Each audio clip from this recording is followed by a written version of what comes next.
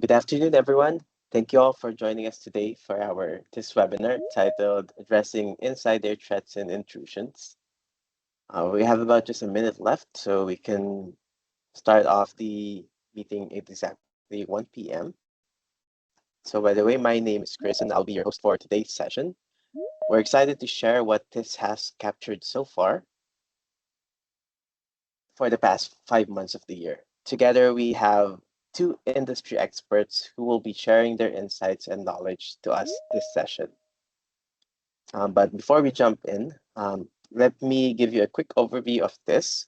So this is a platform designed to support the supply chain industry using a collaborative database that can provide actionable insights and support in risk assessment planning. The collaborative data of this comes from multiple sources, such as law enforcement partners, member companies, open media sources, and reports that came from individuals. This only captures key details regarding an incident while excluding names, products, and company brands to maintain anonymity, and uses the data to provide suggestions and analysis that corresponds to certain features of the platform. I'll share more on these features later on. So this is also where TAPA stores its FSR and TSR certified site information. To start off the session, we're honored to have our chairperson, Mr. Tony Lug, with us to share a few opening remarks. Mr. Tony has been working meticulously with the TIS working group, expanding greatly the reach of this. And please join me in welcoming Mr. Tony Lug. Hey, good afternoon and good morning and good evening to anyone that's in the US. Listen, thank you very much for joining the call. I see we have a large number of people coming into the call, so it's going to be an exciting meeting. So as Chris said, we've got two great speakers today, and I just want to thank those speakers because obviously I think everyone knows what happened last night in the Middle East with the attack on Iran. It's led to some crisis groups having to get together. So I do appreciate Aaron and Shamsher coming on the call, because I know that we've taken them away from those crisis teams for the webinar today. But that really just goes to show you the reason why TIS is so important. It's important that we do share this intelligence. As a result of that attack last night, no doubt our supply chains are going to be stressed. No doubt our supply chains will become vulnerable, and we can only secure them if we share information. As many of you know, I was instrumental in setting up the original IIS in Tapremir, and then I brought the concept to Asia when I literally transferred to Asia. And it's been exciting for me to see it grow. If I look at the TIS working group, these guys are doing a tremendous amount of work, particularly the leaders and that. And I appreciate all of that hard work. So thank you to Jason and Shamsha who actually lead it, and obviously thank you to the rest of the TIS working group for pursuing. Thank you very much to Aaron for putting himself forward to actually give some case studies today, which I'm really looking forward to. So enough from me. I'll pass over back to Chris, and welcome and enjoy it. Thank you very much. All right, thank you so much, Tony, for those words and setting the stage for today's discussion. Now, let's begin with our first topic, the current trends in cargo theft, intrusion, and insider involvement will be dissected by Dr. Shamsir bin Ali, a seasoned safety, health, and environment professional, a security leader, and a certified TAPA expert. He co-leads the TAPA APAC TIS working group. Please join me in welcoming Dr. Shamsir. All right, thank you so much for the kind introduction. Happy to be here to present sort of my paper based on the current intrusion and insider involvement in terms of cargo theft. Now, if you don't mind, Chris, can I just share my screen? Yes, go ahead. Yep, thank you. I hope everybody can see my screen right now. Yes, all clear. All right, good.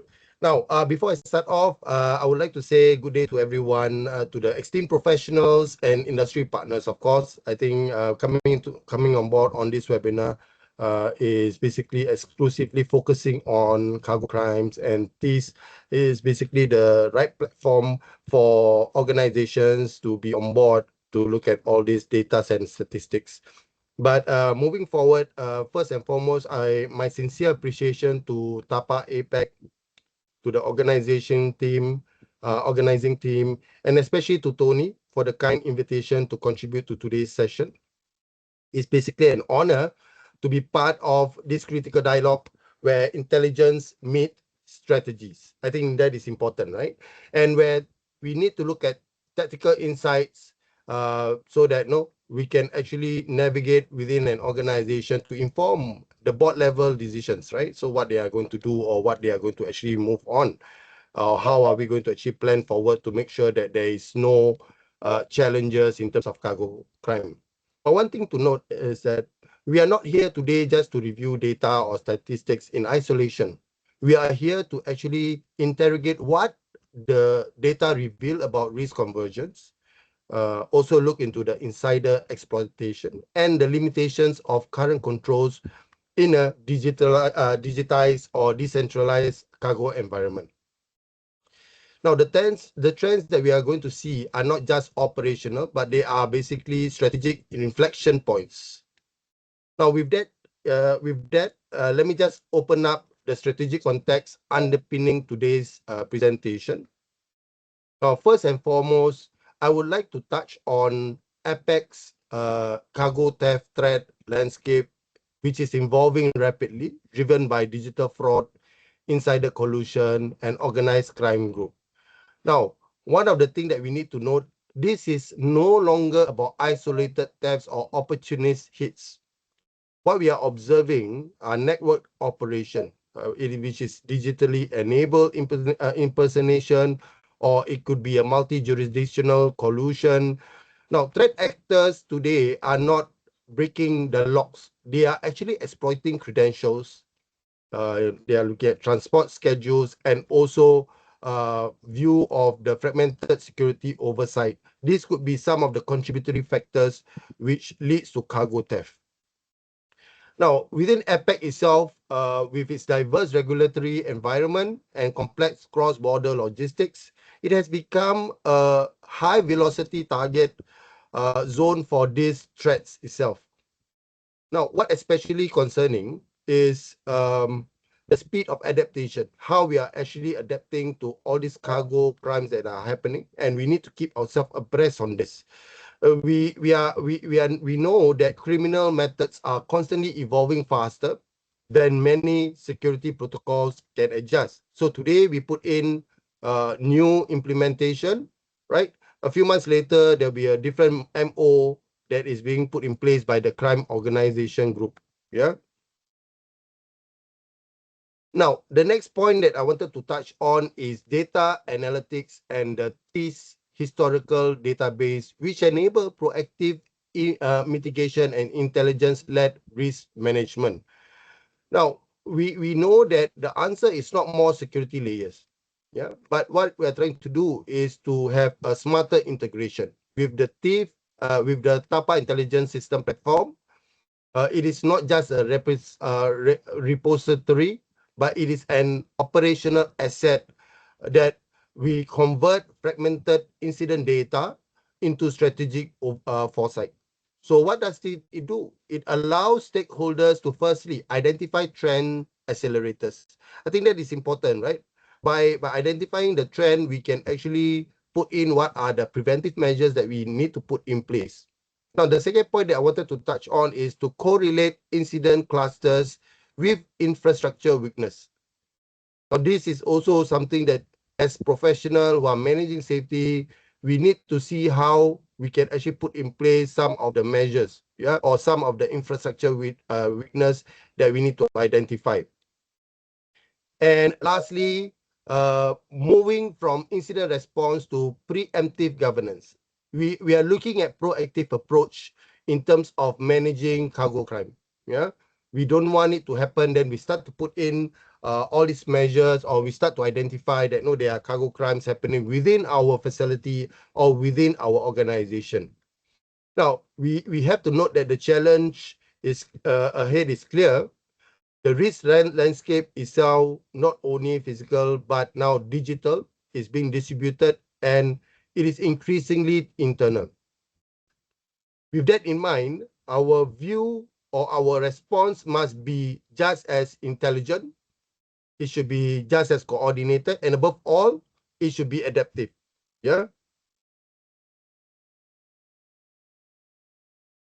Now, moving ahead on this, I'm going to talk about the current trends in cargo theft, which is focusing on intrusion and insider involvement. If you look at this visual map, it's actually going to map out what are the critical trends in shaping cargo theft across APAC in 2024 and early 2025. Now, let us break this down strategically. Now, the rise in digital and insider-driven threats. Yeah, so APAC itself recorded a significant increase in cargo theft incidents, which involve fraudulent carriers, digital impersonation, and insider collusion. Now, of course, these are not isolated or opportunistic events. They reflect a deliberate shift in criminal modus operandi towards bypassing traditional perimeter controls using digital deception and compromise insiders. Yeah. So first and foremost, we look at high target commodities, which are seen as seen in the second node that most frequently being targeted. Yeah. So one of the things that we need to take note of is in terms of food and beverage. Of course, these are reference to Munich Re, which are coming up with some report, and of course, based on referencing from the TAPA APAC this intelligence report 2025. Yeah. So in terms of food and beverage, 22%, right, which was actually easy to be redirected and resell, whereas we have almost 9% of high value and high liquidity. You can see that there is a trending down there. And in terms of fuel, we have 7%, which remains the most targeted community, which is vulnerable due to complex supply chains and limited real-time monitoring. So again, how does this support you? This is basically one of the trends you can see that was captured on the TIS platform itself. Now, secondly is that we look over 41% of thefts occurred in transit with hotspots routes identified in India and Southeast Asia itself. Now, not focusing on India only, but we are talking about the data statistics that we have that contributed to how we are going to actually plan ahead to prevent any challenges that we might be facing. Yeah. So over 41% of cargo theft occurred during transit. And then these routes often intersect multi-jurisdictional enforcement zone. So we need to understand when we are actually logistically transferring or we are actually shipping certain products or goods. Yeah. And with that in mind, create procedural and legal blind spots when these are actually being done, and this process are being done. Now, the strategic risk here is the decentralized control. So we know that when we are involved in supply chain, cargo changes hands frequently, and each handoff creates a new point of exposure. So we have to be clear on this so that we can actually be understand much more clearly. Now, in terms of insider involvement, accounted for approximately 8% of all reported APAC incidents in early 2025. Yeah. So now we understand 8% may appear modest.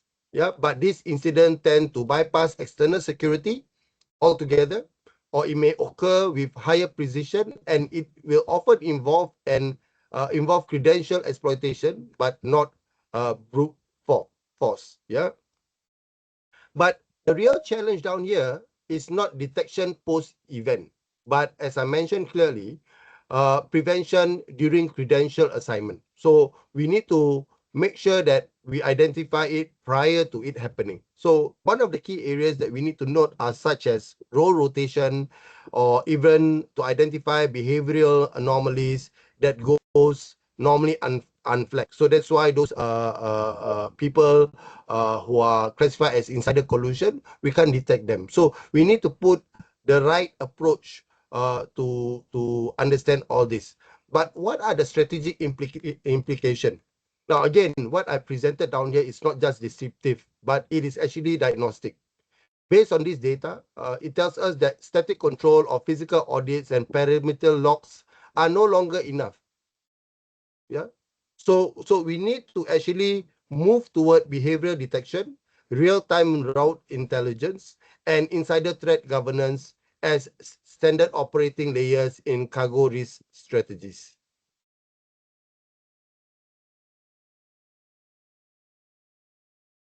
Now, moving forward, I'm presenting the first 5 months comparison of intrusion incidents per year. Now, this is based on global, and this data is basically coming from the TIS, yeah, from TIS. Yeah, so again, from a global perspective, intrusion incidents have surged over 350% if you calculate in over, in just 4 years. So from 1,061 cases in 2021 to at least a significant increase of 4,781 by May 2025. Yeah. So by volume, intrusion now represents 57.7% of all global cargo theft in the first half of the year. Now, this is no longer a localized or opportunistic phenomenon. If you observe, it is a systemic, scalable, and increasingly digital first. Yeah, it's actually moving towards that arena. Now, again, we need to ask ourselves, are our security frameworks evolving as fast as threat vectors that you can see down here? Or were they actually designed to counter all this? Yeah, so we need to have a clear understanding of all these things. Now, subsequently, I'm going to zoom into APAC. So in 2022, we have about 123 cases, but we see a sudden drop to 28 in 2023. Subsequently, in between 2024 and 2025, there was a rebound of up to 61. Yeah. Now, we need to clearly understand that this volatility is revealing. You can see it, right? So it suggests that incident suppression without any root cause elimination or a tactical fix rather than a systemic resolution will actually increase the number of incidents happening. Yeah. But what are the key challenge based on this? Now, after observing the trend, the key challenge will be inconsistent enforcement, right? These are some of the observation, or even fragmented data sharing, or even reactive procurement-based security, which continue to hinder strategic continuity in risk governance across border. Yeah. So if again, when we look at the trend, this is what was being observed.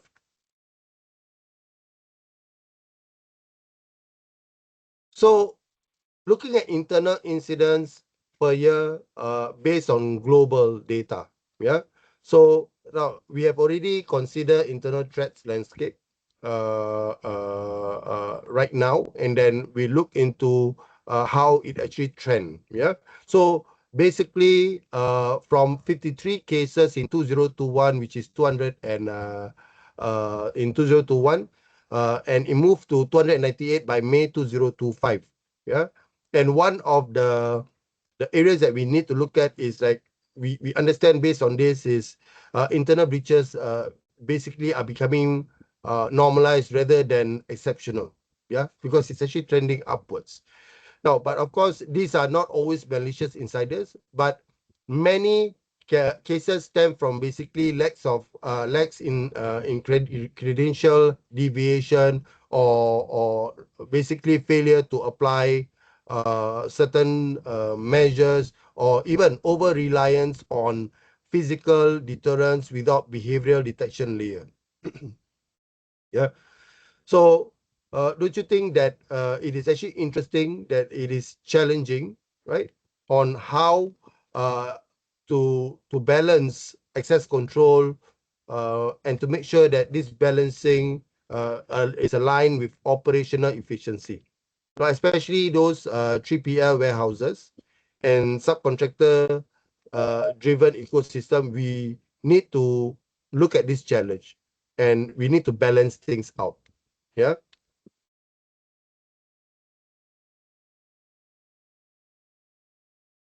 Now, next, when we look into within APAC itself, so if you look at the statistics right now, we can see that incidents dropped from 60 in 2024 to 23 in 2025. Yeah. So, but on the surface, it may look positive, but the reductions without corresponding changes in credential policies or audit trails or training may indicate underreporting also. I mean, we are just being very careful, right? Or maybe there is a detection failure. Yeah, sometimes statistics when it's being presented, we know that it is accurate, but however, we also must have an assumption that basically there could be some underreporting and so on and so forth. So that's why we are touching on behavioral identification. Yeah, but looking on this, of course, there could be false positive trend, but unless it is being backed up by system level reforms. Now, TIS will basically provide accurate platform on all these statistics, but this will be based on how it was actually being reported by stakeholders, right? So moving forward, one of the key strategic observations will be, firstly, we know now that intrusion itself, in terms of how we look at it. So now there is a mainstream threat category which actually demand predictive analytics, but not only historical reporting. So just to wrap up on a few things, right? And we also understand that internal incidents itself, although lower in APAC, but disproportionately impact transit stage losses and are difficult to detect in post-incident. And one of the key areas also that we need to identify is governance implication. Now, data without integration equals to insight without intervention. I think those are some of the key areas, right? But what I'm trying to touch on right now is this. Our role as a strategic leader in security is to shift our mindset from incident response to risk anticipation. Yeah. So from fixing the problems to disrupting conditions to that enable them. So we have to have that paradigm shift in our mindset to put that in place, and we need to look at things much more further ahead to anticipate if there are challenges coming through. Yeah. So in general, the key observations down here in terms of the global intrusion incidents, we see that there is a rise about 57.7% globally between in 2025 in all global cases from January to May. And in terms of APAC internal incidents itself, there is a decrease to 7.7% in 2025. But of course, again, 7.7 it still reflects significant risk, especially in transit theft. So let's touch on using data analytics to understand trends and modus operandi. So how are we going to actually examine data analytics and redefining our understanding of cargo theft methodologies and insider collusion? Now, basically, what I'm presenting is you will actually see three integrated analytics pillars, which represents how it's going to be. Yeah. So first one, predictive analytics and AI-based modelings are basically integral to identify emerging threats and high-risk routes. Yeah. But of course, predictive analytics and AI-based modeling are no longer future concepts. We all know about all these things. So now they are now actually embedded tools used to anticipate emerging threats and map high-risk transit corridors. But these models continuously to learn from historical and real-time data to identify any risk convergence zones before incidents occur. So these are the things that you can put in place progressively. Yeah. Now, secondly is integration of GPS tracking or temper evidence seals or even digital twin simulation support rapid incident detection. Yeah. So we know that GPS telemetry or temper evidence seals and even digital twin simulations now allow for real-time deviation tracking. Now, these technologies itself reduce response latency, right? So you will get a more faster response. And then especially in cross-border logistics, where procedural handovers create exposure points. Yeah, so that is some of the important areas that I wanted to touch on. And lastly is the emphasis on behavioral analytics and credential monitoring to detect anomalies and potential insider collusion earlier in attack cycle. Now, this is perhaps the most critical layer from a strategic lens. Behavioral analytics and credential monitoring, of course, these capabilities itself allow organization to detect early stage of anomalies. Yeah.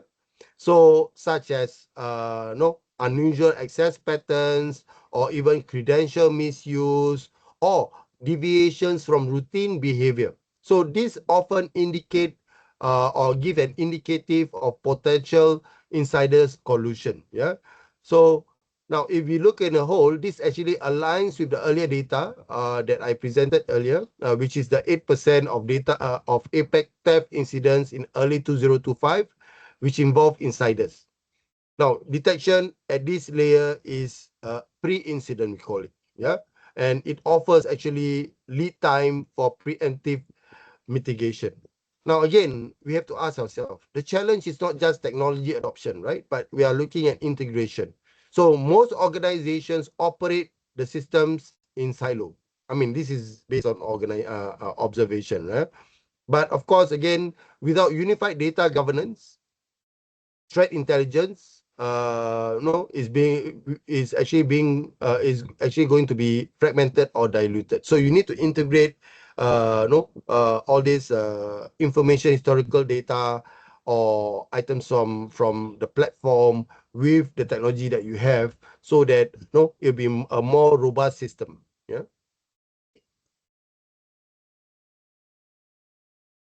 So moving forward, how does this actually helps identify current trends through historical data?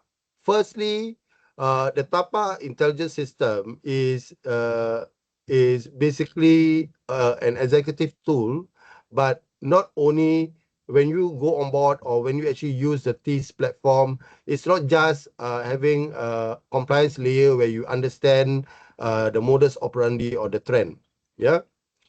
Now, its map is not just about where, but also how and why there are breach patterns. So when you use the platform, you can understand clearly, right, the how and the why. Yeah.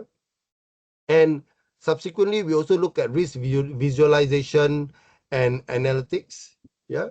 I think more importantly is that we need to make sure that we look at what are the commodity specific risk heat maps based on the TIS platform itself.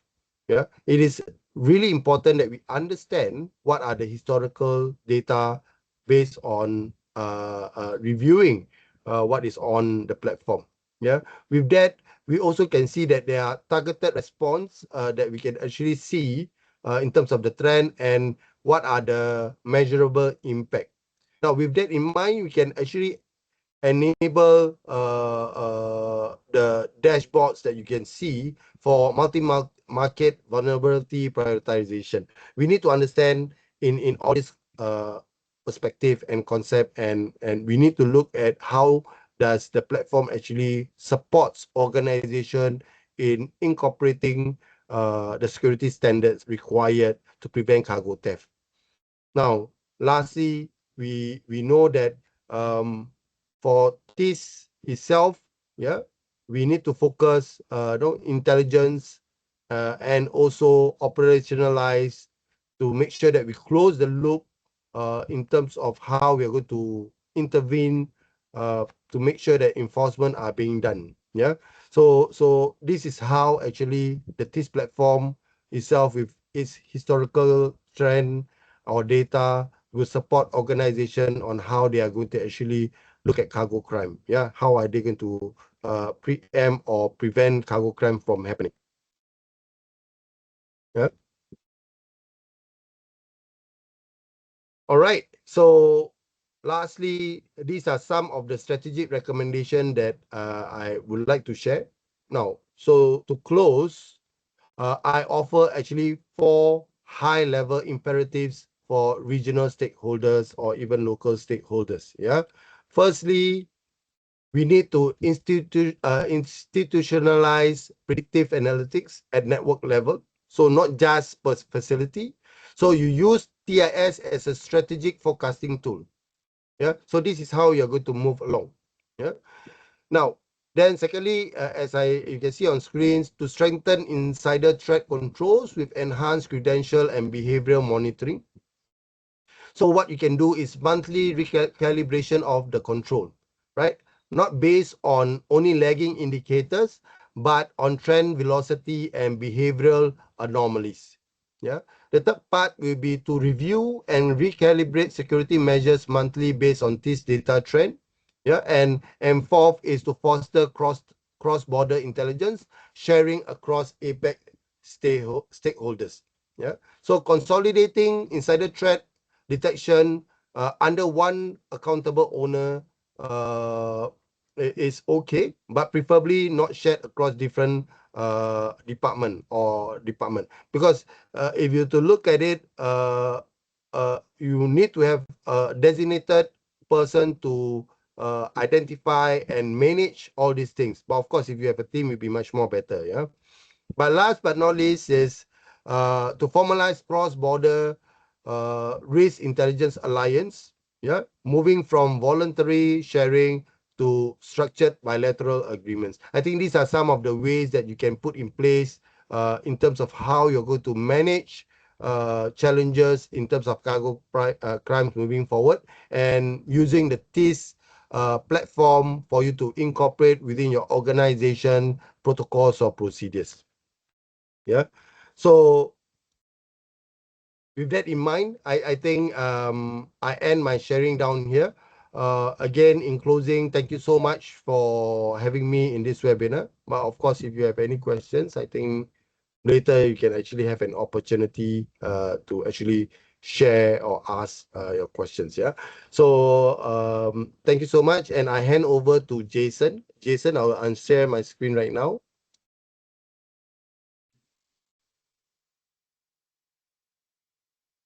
Thank you so much, Dr. Shamsir, for the very detailed insights about the trends of cargo crime the past early months of this year and how this helped in supporting in analyzing these data.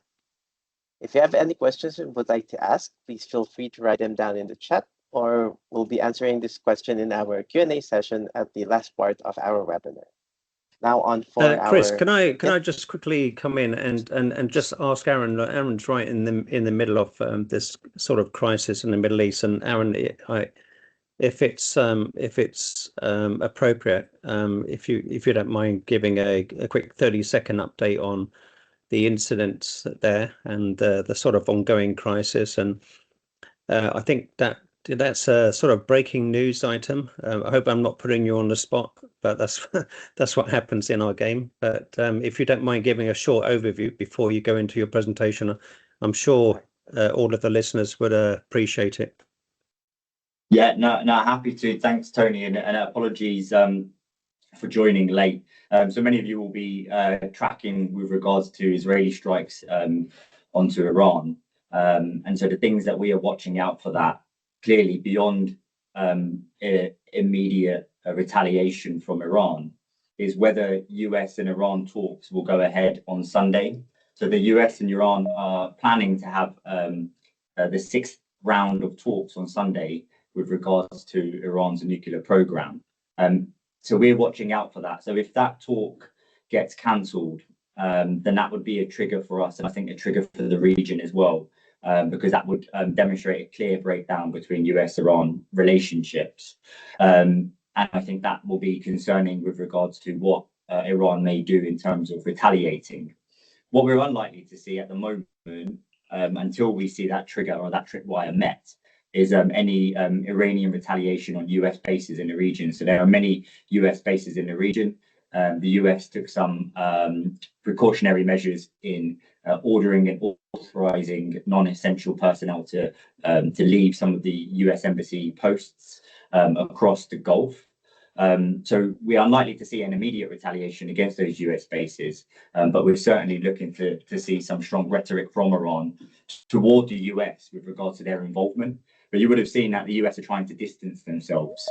I think what would be really important over the next 48 hours is whether Iran responds.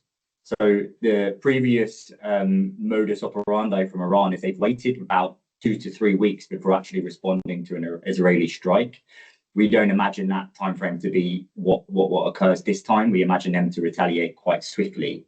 What would be interesting is whether the region, as they did previously when Iran launched drones onto Israel, whether the likes of the US, the UK, potentially some of the Gulf states, neutralize any of those drones that Iran sends over to Israel. I think that would increase the chance of further confrontation between Iran and the US.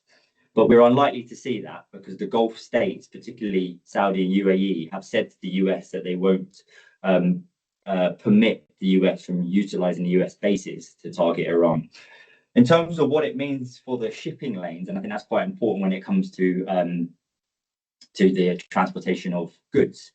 So we've got a forecast of 3 potential impacts. So a limited impact in terms of what's currently happening, a moderate impact, and a most impactful scenario. So at the moment, we're expecting that the shipping lanes will remain elevated, but largely business as usual. We are expecting maybe some little to no notice delays and potentially some alternative route to market if the situation escalates. That's around the shipping lanes. Of course, the airspace closures will impact any air freight cargo, particularly into Israel right now, and any air cargo into Jordan, because Jordan airspace is closed as well. If things get worse, we probably are expecting some potential route adjustments across some of the key transit routes within the Middle East. So anything around the Arabian Gulf, potentially the Strait of Hormuz, and the Northern Arabian Sea as well. So these are all things that we are advising the business to then go to our strategic suppliers, and some of the strategic suppliers might actually be on this call with regards to what are your current assessments and resiliency plans in place to ensure supply chain continuity if things escalate.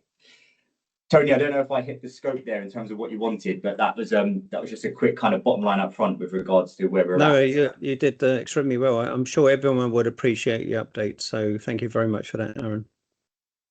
No problem at all. And thanks for having me. And it's always, I wanted to say, to follow Shamshir is always a very, very difficult ask. Shamshir, your knowledge and expertise is excellent. I remember. Well, that's why I went first today. So get it out of the way and then.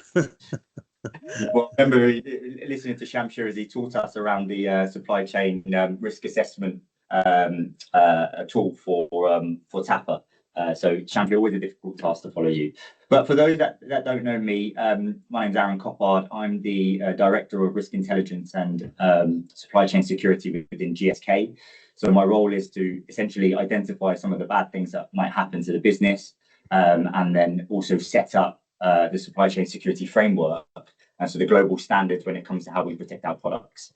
I've been at GSK for about 7 years, and then prior to that, I was in military intelligence within the British Army, spending 7 years largely in counterintelligence. So that's just a quick intro to myself. And Jason, if you just skip to the next slide, I'm conscious of time as well, so I'll do my best to rattle through. So as you'll know, I'll cover some of the usage of data analytics to understand trends and modus operandi. Those 3 bullets there are the scope of the presentation. So hopefully I'll pull out some of the key interesting insights around how historical data can support some of the internal risk assessments. I think strategies for implementing actions utilizing those data insights was covered by Shamshir quite well. So I'll maybe skip over that considering some of the time constraints we've got. And then I thought what would be interesting is some of the case examples around internal employee collusion, and what that tells us around modus operandi and some start points to mitigate that risk. So, Jason, if you just go to the next slide for me. And this is a TAPA slide actually that Jason gave me a while ago, and I use it routinely. And I think what's important here is when we talk about insider threat and insider threat actors, they generally fall into three categories based on intent and awareness. So you may get an insider threat actor that's deliberate, so they have maliciously intended to steal, pilferage, divert cargo. You may get an accidental insider threat actor, so that's known as a negligent insider, where they basically, without realizing, have poor controls on some sensitive documents or the way that they are operating across the warehouse or any of their activities. And then lastly, you get an unknowing threat insider threat actor, where they can be easily compromised, and that's anything across failing any phishing emails or sharing access cards because they have lacked some of the training, education, awareness around how to safeguard access control cards and credentials. The point is that with the landscape that you've seen up there across supply chain security, the risk of insider threat touches vastly the majority of all of these elements. So insider threat shouldn't be considered in silo. It shouldn't be defined by just theft of the product. Other considerations need to be taken into account. So, for example, if you've got an unknowing insider threat actor who fails a phishing email, is therefore unknowingly creating a cyber attack and impact the business. And equally, if you have an employee of a warehouse colluding with a third party for product diversion from the market, you can see there that clearly touches on not just insider threat directly to that warehouse and company, but also partners and vendors alignment and security on the far right there. The point is that insiders can and will manipulate operational vulnerabilities, and all of that will have damaging impact to the supply chain integrity, not just cargo theft, but also across some of those other areas there. Jason, just skip to the next slide for me, please. The bottom line up front in terms of what we've got here is that corruption and the participation of insider threat is rising. And so that donut chart to the right there is the percentage of insider participation to theft across 2024. And you'll see there, corruption within supply chains plays a major role in insider threats. And particularly that is being seen across Asia, where we saw 51% of insider participation to thefts. And so tactics that we've seen being used include anything from false hijackings, filing insurance claims that are falsified, exploiting any inventory systems, sharing sensitive shipping information, etc. But I think it's just key to highlight here just where the threat and the risk of insider risk is spread across the regions. And Jason, on next slide for me, please. In terms of the data, I think what's really important here, and Jason, thanks for sharing this, is that this is the data for internal incidents, but it's not exhaustive. There will be much underreporting around internal incidents, and that could be because of sensitivities from companies wanting to upload data around internal incidents, because I think that highlights some of the internal vulnerabilities that those companies have, and that could impact some of the reputational images that some of those companies also have there. But I think what's interesting to see from here is that it's not necessarily around the large number of percentages to indicate whether there's a significant risk when it comes to internal incidents. I think what you see here is that regardless of how small the percentage is, internal incidents can be strategically damaging to businesses.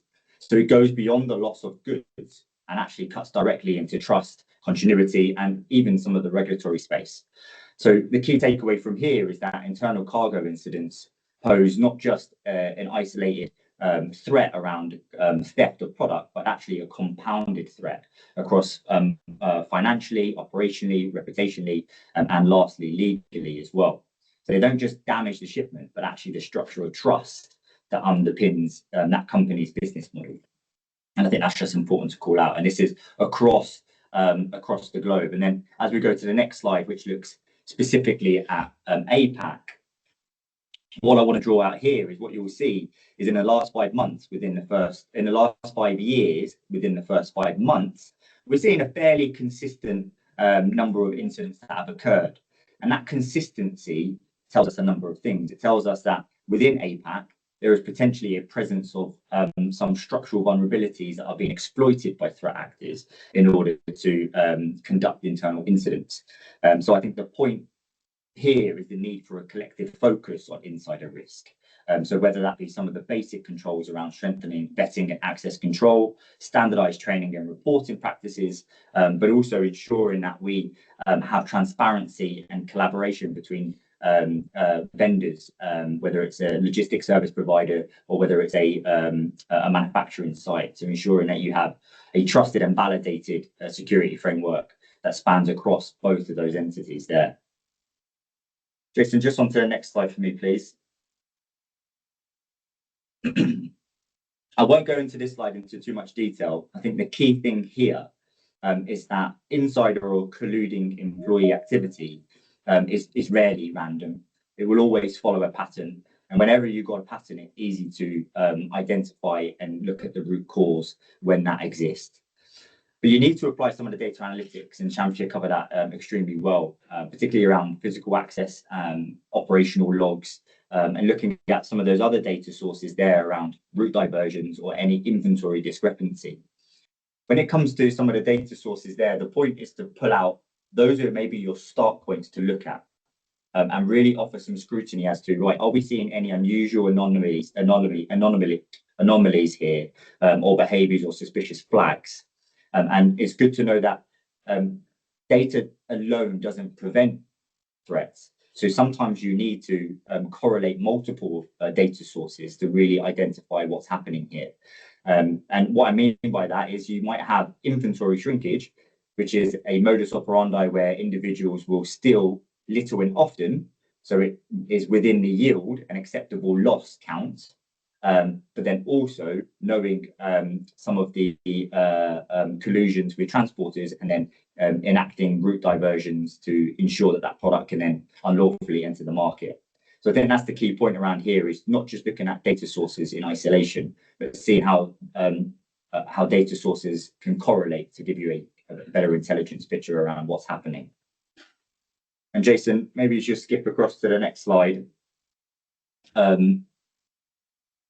I think I'll only call out one thing here because of time, is that the other thing, once you have your data sources, it's identifying whether it's within your baseline.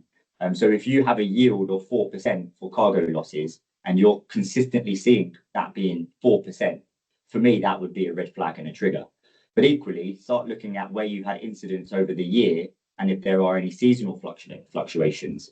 Do we see an uptick in cargo theft when we get closer to holidays, where people are taking more leave and there's less oversight, etc.? So maybe those are some of the things I'll pull out in order to identify some of the internal risk assessments and mitigations you might want to put in place. Jason, I think I've got a few more slides, but I think I'll skip over the next two, but I'll cover this one because I think it's important.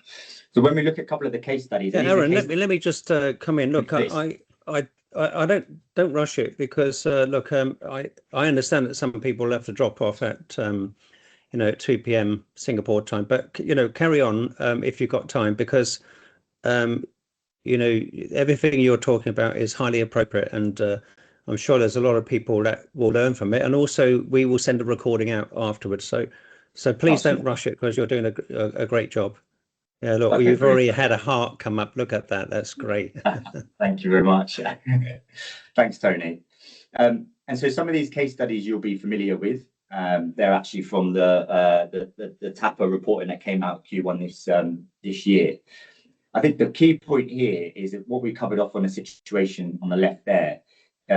When you look at the modus operandi of how these internal incidents transpired, is that those modus operandi are quite basic security vulnerabilities that have been exploited. So these incidents reveal failures in both access control and oversight of daily operations. So in the first case, the routine loading processes were exploited. We're highlighting a lack of real-time shipment verification. We're seeing that actually there's potential collusion here, but this was identified through an annual audit, and that talks about the importance of how having audits can offer you a start point. I would say here, the other thing that I would have considered to mitigate and limit the business impact value is where was the inventory checking and a reconciliation. So an annual audit is great, but that could give you a 12-month lead time as an insider threat actor to conduct this little and often theft or pilferage of frozen food. Whereas if you had regular quarterly inventory checks, then you're reducing that time to about 3 months of a start time, which will allow you to then scrutinize and investigate earlier. In the second, we're talking about a former employee that gained unauthorized re-entry. So this exposes a number of potential vulnerabilities that have been exploited around inadequate deactivation of their credentials, potential physical security gaps. So again, these are all things that you would expect to be in place, but these real case studies identify that we can't just assume, we can't just trust what we have in place, we have to validate. And that validate comes through assessing the controls that we have. Are they present? Are they effective? Are they maintained? And are they governed? And when we talk about that across access control, was that process in place to deactivate that card? Was it effective? And do we ensure that it's double checked on a quarterly basis or whenever to ensure that it has been? And then the governance side is, are we ensuring that our security controls are adequate in place to prevent any other potential routes in to conduct this activity?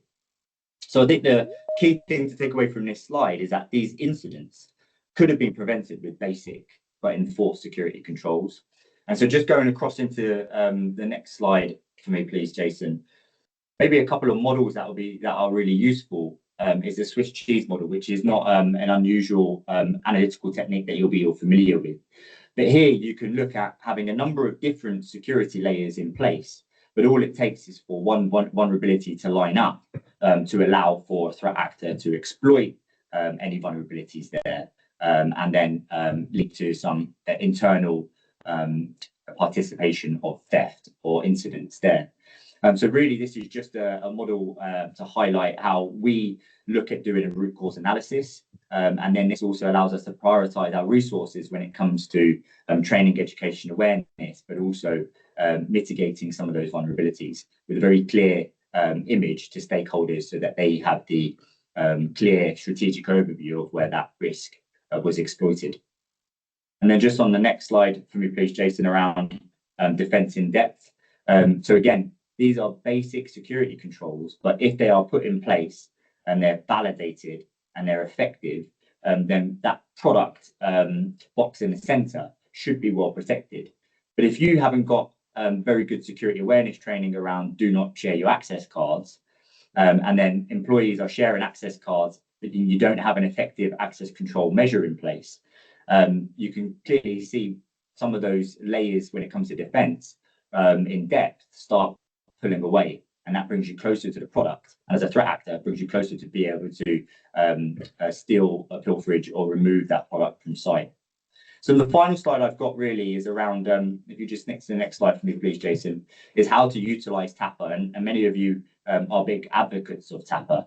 But the key pull out and call here is those TAPA requirements on the left. They are generally low value but high impactful when we talk about some of the basic security measures there. So you don't need to have a Fort Knox or a prison style level of security at a warehouse or a manufacturing site.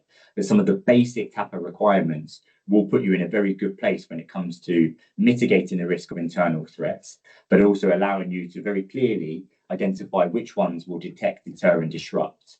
And I think that's what's really important here to pull out how valuable having a standard is and implementing that. So thank you very much, Tony, Jason, for allowing me to give a brief on that. Happy to answer any questions around it. And apologies for overrunning. So thank you, Tony, Jason. All right, no worries. Thank you so much, Aaron, for the in-depth explanation on understanding the modus operandis associated with cargo crime, which were prevalent in the recent months from this year. So as our speakers provide us with the understanding on how cargo crime operates in the recent months, and with my topic, I'll just share briefly on how this helped in identifying those trends, and by doing so, supporting and strengthening the resilience of our supply chain.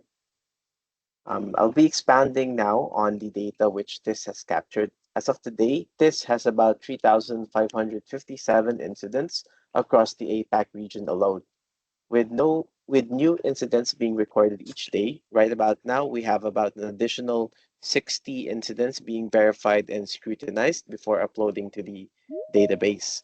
Sharing with this provides the share whether an individual or company or LEA with complete anonymity. This only captures the category of the incident, the modus operandi used, the product type that was stolen, without providing the brand names and discarding any specific information that may be associated with the product. It only captures the generic names of the product and the city, town, or region which the theft has occurred.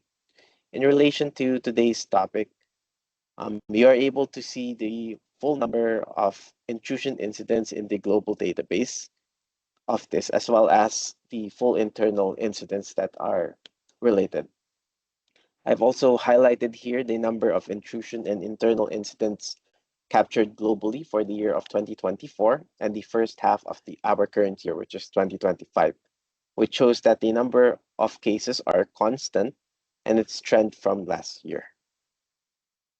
Let me switch to the next slide. So the data captured and received by this through various channels, such as individual reports, TAPA member reports, LEA collaboration, and media sources, supports businesses by analyzing these data and synchronizing it with its features that can be utilized by the user, such as the map and routing feature, in where the system provides an alternative route suggestion that steers away from known cargo crime hotspots in various locations and shows the location of TAPA certified sites along the road, effectively providing support to cargo assets in transit. The Cargo Crime Monitor also allows a user to generate personalized reports based on the data in this. So this also analyzes the data, then publishes monthly statistical summary reports and in-depth reports of cargo crime captured through its quarterly and annual reports. Certain articles and case studies produced by industry experts, such as the members of our TIS working group, are also regularly published either through the TIS quarterly reports or included in TAPA APAC's Lookout magazine. So each TAPA APAC membership is linked with a complimentary TIS account for activation. If you would like to activate your account, please reach out to tis@tapaapac.org through your PMR to learn how to activate your company's TIS account access. And I'd also like to take this time to invite you all to our upcoming TAPA Business Continuity Planning Training happening on July 15. For those interested, kindly scan the QR code for more information. Now let's open the floor to your questions. If you haven't submitted your questions yet, you may go ahead and do so in the chat. We'll be answering just a few questions for now as to respect everyone's time. But please do include your questions in chat. Any questions that are not answered will be separately answered through our webinar write-up and post-webinar email. All right, so we'll check on to what we have in chat. So right, we have a question here from Jackson. From your experience, what are some common red flags companies should watch for to detect potential insider threats early? I think you can take this one up, Aaron. Yeah, no, happy to. I think some of the common ones are repeated access attempts outside normal hours, or attempts to access areas without authority. Looking at inventory discrepancies, and you can evolve and take that to the next step by looking at, are there any inventory discrepancies tied to specific shifts or personnel or parts of the business activities? Anything around frequent policy violations, deviation from SOPs around loading, routing, sealing process and procedures is also a good one. And then I think the more obvious one that is that probably goes unseen is some of the sudden lifestyle or behavioural changes that might not necessarily be aligned to the role. The key takeaway really is that these red flags will rarely appear in isolation. So it's not necessarily about, right, I will use that as that's a red flag if I see one. What you really want to start doing is cross-referencing those behaviors, access logs, the inventory data to spot patterns and to give you a greater intelligence picture around where security vulnerabilities are being exploited before losses escalate. Yeah, may I add on? So I think Aaron actually hits the nail right on the target, right? So now, but one thing to note is that we also, I mean, as an organization, we also would like to see whether, in terms of behavioral, there's unexplained wealth. Suddenly, the fella start to drive a Maserati or an expensive car, or his lifestyle actually changed. Yeah, of course, these are not only basic indicator, but I mean, if you see changes even in certain crimes, some I mean, let's focus, let's say, for example, for drug lords and all that, or people who are engaged in certain crimes. Within a short period of time, you can see that they change their behavior, and they are looking more wealthy, but they are still working in the organization. And another area that we need to actually look into are basically insiders affiliations with third party. Yeah. So these are also some of the red flags that you want to actually observe in terms of detecting potential insider threats early. I think apart from behavioral, right, we also look into situational and social triggers. Yeah. So again, as I mentioned, insider affiliation with third party vendors, right? Or even in terms of what, let's say, for example, Aaron was sharing some unexplained wealth. Suddenly the fellow become rich, right? Or even unusual working hours. No, everybody wants to go back, but he's still staying back. Not saying that he's not being productive, but no, there must be a reason behind it, right? If it's justified, then it's okay. Or last but not least is when there are certain engagement with third party, or during the management talk in making decisions, they are always overly curious on things that they want to know extra, right?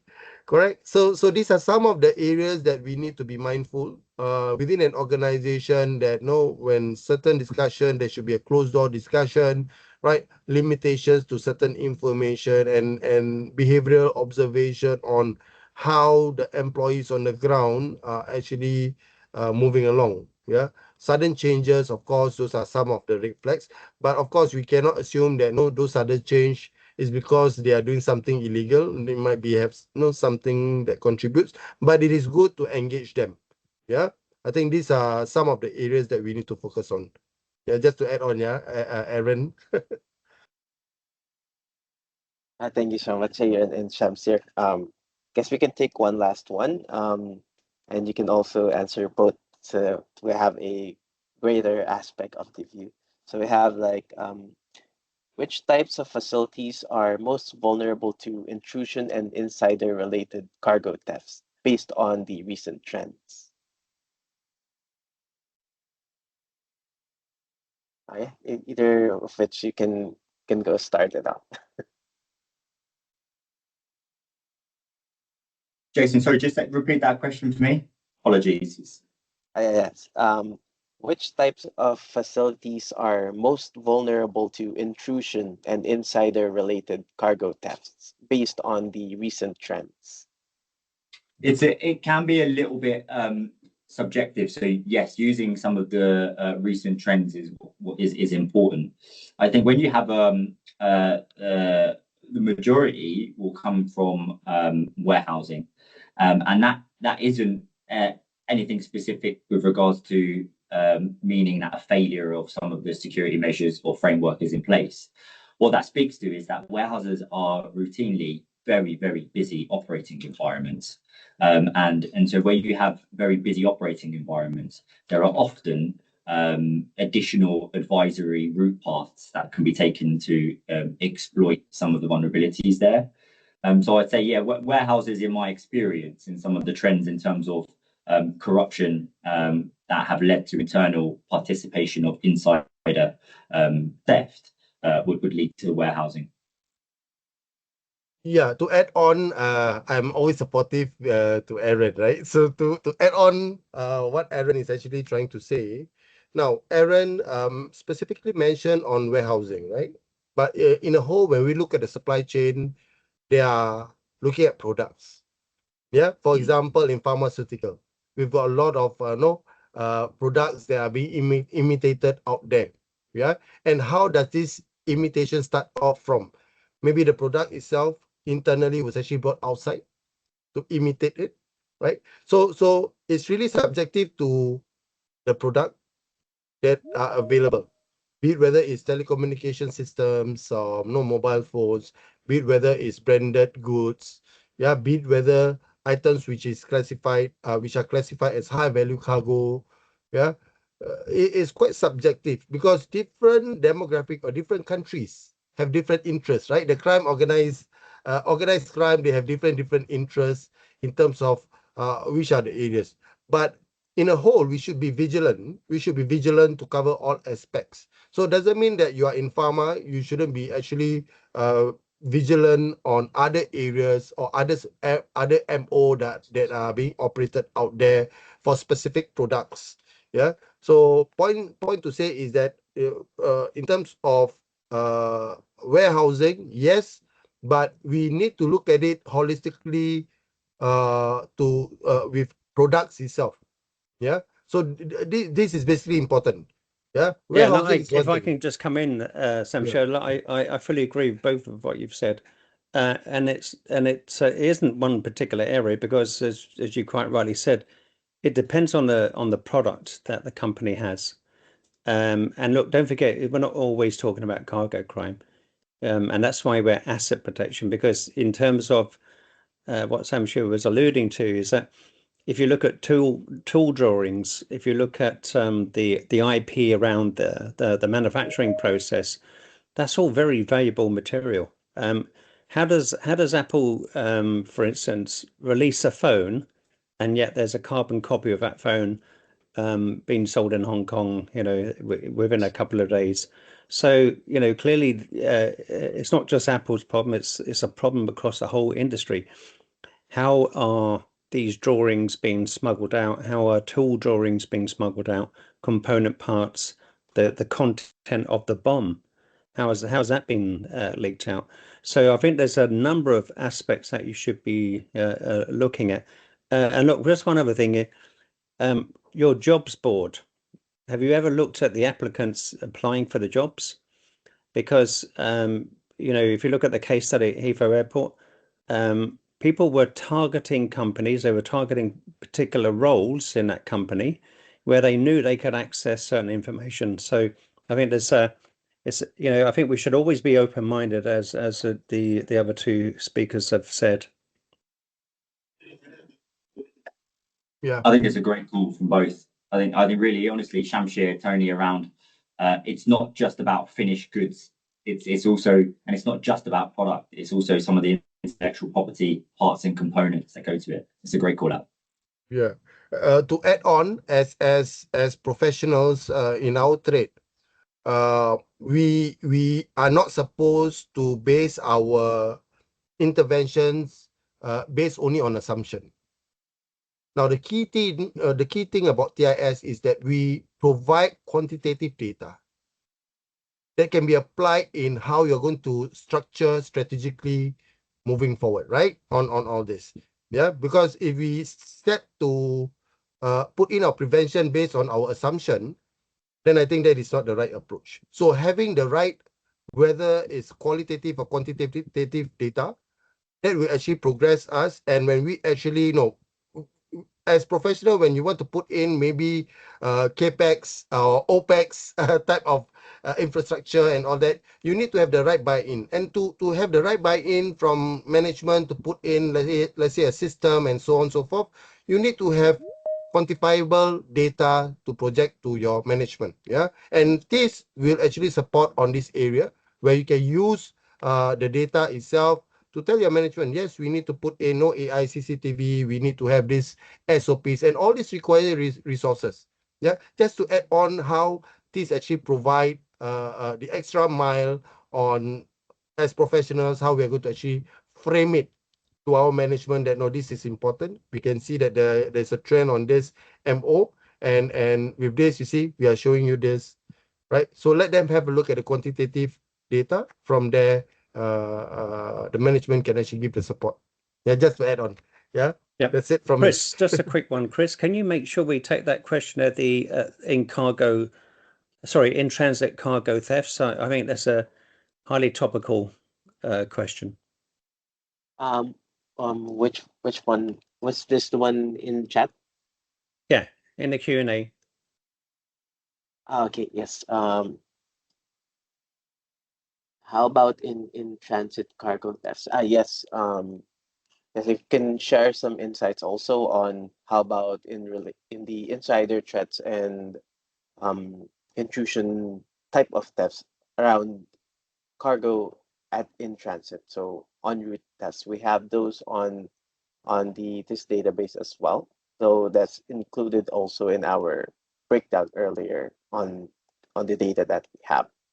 But can Aaron or Shamsir provide us with an additional aspects or angles on thefts that are related to transportation? You know what, Aaron and Shamsir, perhaps what you could do, you could cover some of the problems. Aaron mentioned it earlier, right? That don't forget the TIS database is not comprehensive, right? Because there's a lot of unreported events which are occurring. That's why we keep urging everyone to report. And as Chris has said, the data is anonymized, so you can try and reverse engineer, you won't find the company. But Aaron and Samsha, can you just briefly, because we're over time now, just briefly talk about some of the limitations of trying to report in transit cargo thefts to police, generally because there's no defined location of the theft. Yeah, I think Tony, I think these are some of the focus area that we need to highlight on. I think it's a great question coming from the attendees self. I think more importantly is that we have this gap or shortfall because of there was no collaboration between certain authority figure within certain country, or we have poor data that we actually receive. And with that in mind, that is where we have this major gap that we need to close up. Now, currently, if we look at how the trends that we at this platform is that, again, all this data will be actually submitted by organizations who observe, or they know that no, these are the crimes happening on the ground or within their market.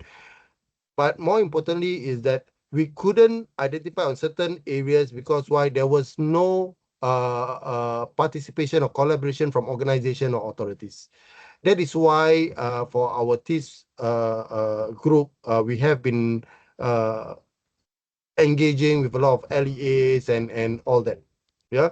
So to answer the question is that the main gap is that if in between during the modus operandi, let's say supply chain from one point going to another point and to the other point. Now, for us, it's clearly simple. The information that will be shared by organizations and all those things will be essentially important to share around with other organizations. But with that in mind, if we do not actually have point-to-point information, then there'll be a big challenge for other organization to identify some of the key points that they need to put in, or key measures that they need to put in. I hope that answered the question. Yeah. All right, I guess so thank you so much, Shamsir, for that answer. And also thank you, Aaron, for being part of our speakers today. So for the last part of our session, so for those interested to know more of the functions of this and how this works, please stay for a short walkthrough video that will be playing at the end of the webinar. And then on behalf, we want to thank everyone for being here with us today, as well as our incredible speakers for sharing their expertise, the TAPA APAC team for making this possible. So let us work together and build our supply chain's resilience by utilizing this and sharing data you may have related to cargo crime incidents and uploading them to our TIS database. So a stronger, more resilient supply chain for all of us. On behalf of the TAPA APAC team, thank you again and have a great afternoon ahead. So I'll be playing the video now for those interested to know more about the features of this. Thank you very much, everyone. Thank you, everyone. Right. Thank you, everyone. Thanks Hello all. and good day, everyone. My name is Chris, and I'm TAPA APAC's Intelligence System Expert. I'd like to showcase the features of this and how to use this to enhance security and resilience of members' supply chains. I'll show you the login page first. The main difference of this for members and non-members is that the features for filtering and extracting data is limited for non-members. The public version of this allows the user to view general information towards an incident or an FSR TSR site, but you have to go through each one because filtering based on country or region will also be unavailable. I'll show an example here. When we click on the Data Explorer tab, you'll be able to see only the date of incident, which is filterable, but for the remaining categories, we don't have this option. The same goes for FSR locations and TSR locations. Also for the incidents, when we click on it, it will ask you to log it. So that's the limitations of the public version of this. Let's go ahead and log into our account. All right, so it will provide you with the main page similar to one we had on the public version, but this one has all of the features that you'll be using and is exclusive only to members. The TIS database is where we store all the cargo crime incidents since 2003, as well as the certifications of TAPA certified sites, which all will be accessible to our members.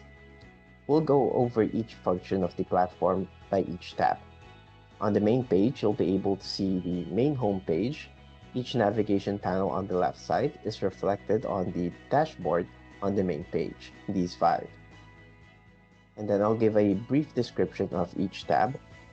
The Data Explorer, it is used to search or download the certified sites, data, and cargo crime incidents by date, location, region, or however you use the filter options.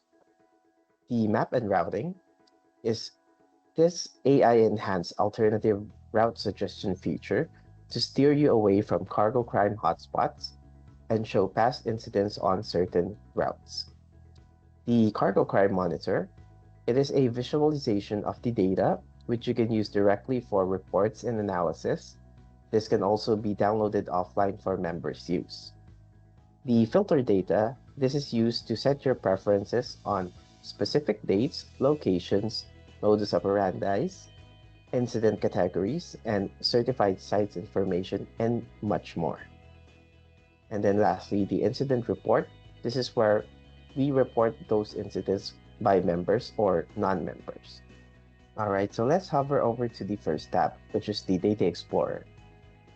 The Data Explorer will allow the user to view full information related to an incident, as you can see here, which includes the date of the incident, the category of the incident, the type of modus operandi, the product details, the location in which where it happened, and the information of the goods that was stolen or lost. The Data Explorer option will also enable users to see the facilities and trucking operators, which have the TAPA's facility security requirements and the trucking security requirements, along with their information that shows the location, the company, the country, and the security level of each site. Also, if you click on this icon here in the top right corner of the page, this will show you filtering options if you want to hide some categories and personalize it according to your preference. Members are able to download and filter this data, while non-member users can only view it.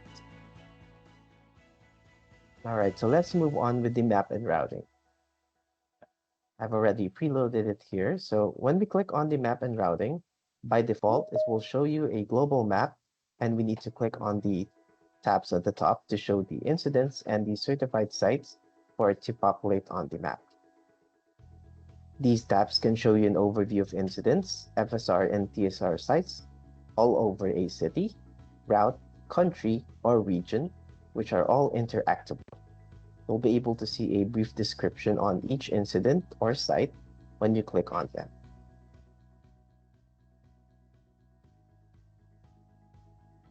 And also, if you like to get some more details on them, you can click on the More Details. This is also available for the Data Explorer on the other tabs. This has built an AI-resilient route planning tool, which helps with suggesting alternative safer routes to keep employees, assets, and cargo safe by gaining a deep understanding of the local areas and regions where cargo crime groups are most active. I'll show you how to use this to plan your cargo route resiliently. Let's send an example here. You want to transport from Gurugram to Aurangabad. And then you can click on search, and then that's all there is to it. Much like mapping guides that we're accustomed to, the system will suggest a route with detailed directions that avoids cargo crime hotspots and show a route with low cargo crime activity that we can use. This is the detailed one that I mentioned before. And then this is the map overview.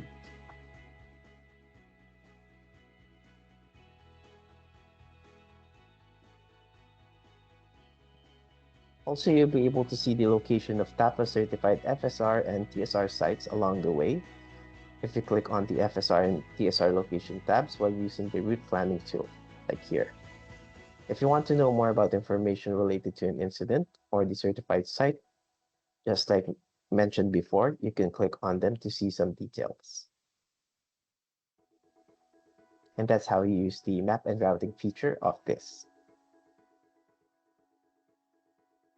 Then let's move on with Cargo Crime Monitor. This is where the intelligence comes. Here, you'll be able to see the statistical data and summary of the incidents around a country or region for generating reports and insights. Like all other features of this can be filtered and personalized based on the data you are requiring it to pull. Downloading of this report is also exclusive to members that are logged into their account.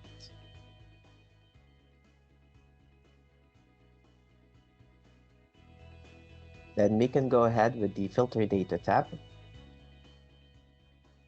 The filter data is used to set your filter preferences across map and routing and the Data Explorer, although each tab also has these filter options. And then lastly, the Report and Incident tab.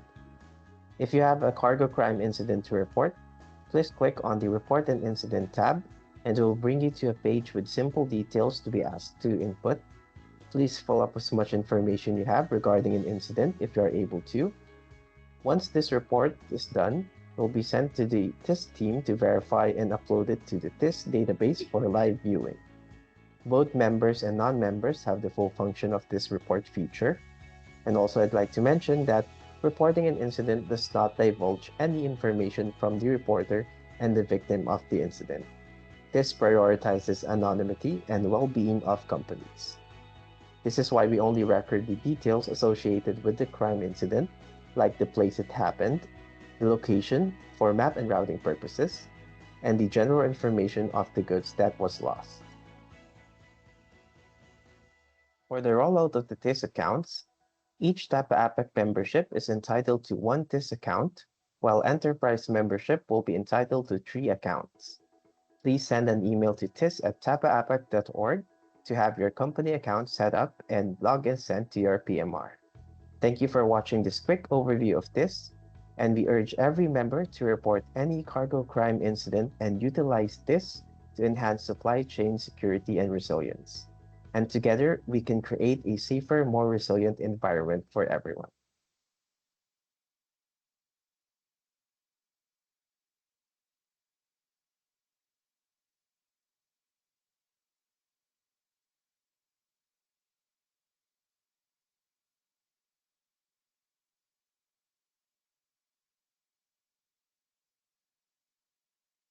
All right, thank you again for coming, everyone.